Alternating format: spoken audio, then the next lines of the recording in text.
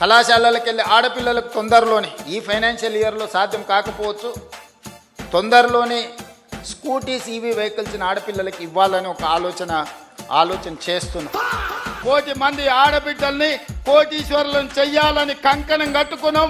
తప్పకుండా 10 సంవత్సరాలలో ప్రతి ఆడబిడ్డను కోటీశ్వరాలను చేసి తీర్చే బాధ్యత మాది. కాంగ్రెస్ పార్టీ అధికారంలోకి వస్తే కళ్యాణ లక్ష్మిలో ₹1,00,000 కాకుండా ఆడబిడ్డ పెళ్లికి తులం బంగారం ప్రతి ఆడబిడ్డకి ఇచ్చడానికి ఇలా కాంగ్రెస్ పార్టీ నిర్ణయం తీసుకుంది. అక్కడి సూర్యుడు ఇక్కడ మొలిసిన ₹4,000 పెన్షన్ ఇచ్చి తీర్తము. నూతన ప్రభుత్వం 2024లో ఏర్పాటు చేస్తుంది. ఆ కొత్త ప్రభుత్వంలో మొదటి ఏడాదిలోనే 2 లక్షల ప్రభుత్వ ఉద్యోగాలను భర్తీ చేయడం జరుగుతుంది. ఈ కుర్చీలో ఉన్నంత కాలం చిన్న తప్పు కూడా తెలంగాణకు నష్టం వచ్చే పని చేయను అధ్యక్ష. ఇది దేవుడి మీద ఆన.